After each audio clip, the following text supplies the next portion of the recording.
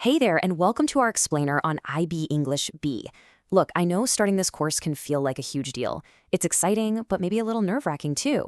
So think of this as your personal guided tour.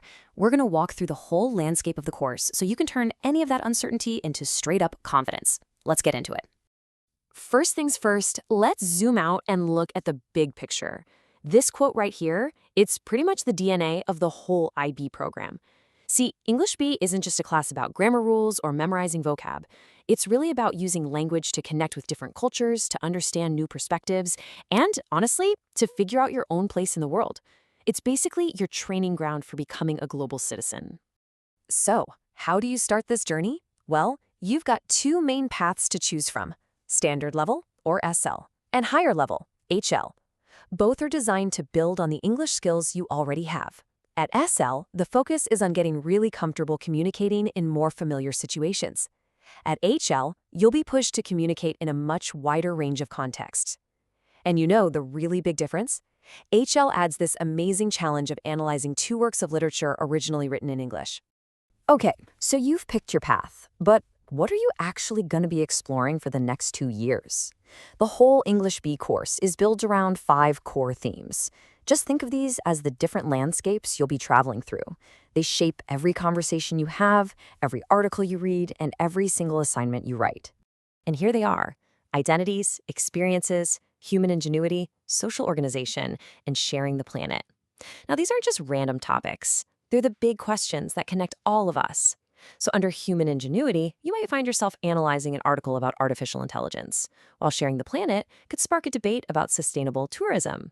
Seriously, these 5 themes are the bedrock of everything you're going to do. And this is why those themes are so crucial. They tie directly into the IB learner profile. As you dive into social organization, you're naturally developing your skills as a thinker and a communicator. When you're tackling a tough topic under sharing the planet, you're becoming more knowledgeable and caring.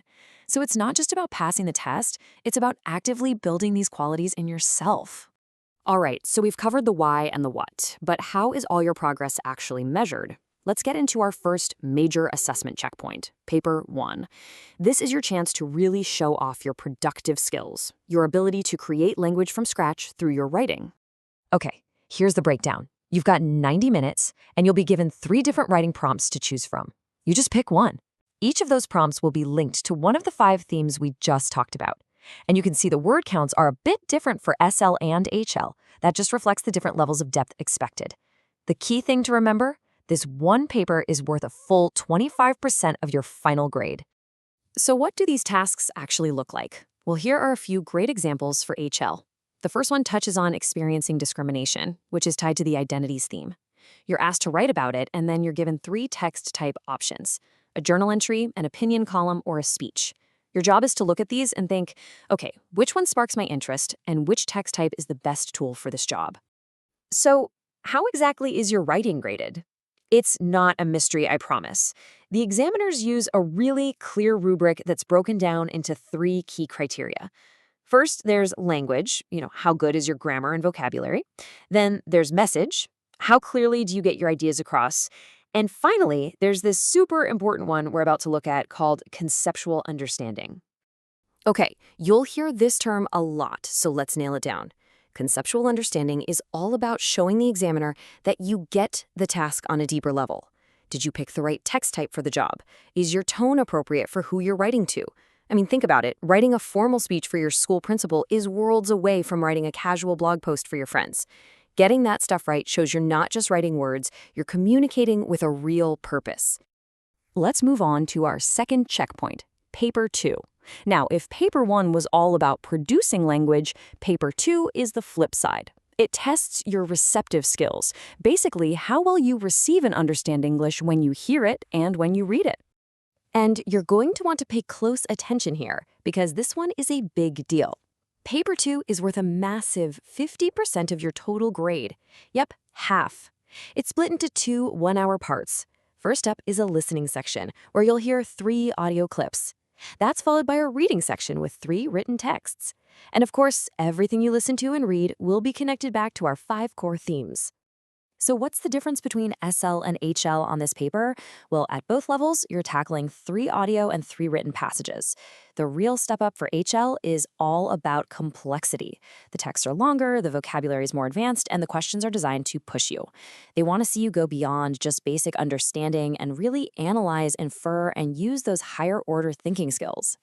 All right, we've made it to our final checkpoint, the individual oral. Now, I know the word oral can sound pretty intimidating, but let's try to reframe it. This isn't some scary test. It's really just a structured conversation where you get to show off your interactive skills, your ability to communicate back and forth in the moment. Here's the play-by-play. The whole thing takes about 20 minutes.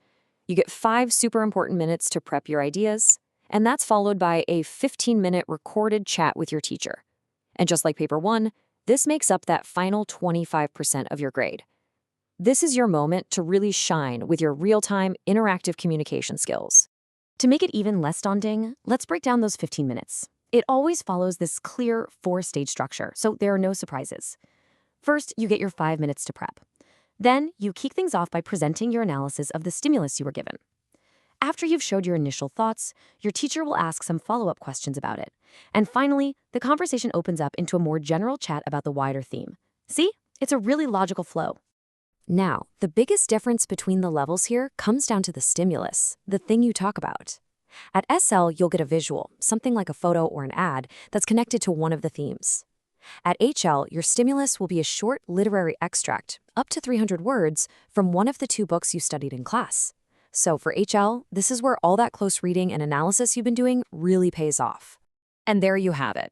We've covered the philosophy, we've walked through the themes, and we stopped at all 3 assessment checkpoints. You've basically seen the entire map of your IB English B journey. And remember, this is about so much more than just learning a language. It's about building a really powerful and flexible set of communication skills for life. This slide really brings it all together. The entire course is designed to build these 3 core skills. Your receptive skills, listening and reading, that's all for paper 2. Your productive skills, writing, that's what paper 1 is all about. And your interactive skills, speaking and having a conversation, that's for your individual oral. Every single part of this course has a crystal clear purpose. So, we've laid out the entire map for you, from the landscapes you'll explore to the checkpoints along the way. This course gives you the tools to be a better communicator, a sharper thinker, and a more connected global citizen. The only real question left is, how are you going to use these skills on your journey? And of course, if you feel like you need a little extra support on your path toward earning that top mark, please feel free to reach out for more information on an intensive online course that's designed to help you get there. Thanks so much for joining me.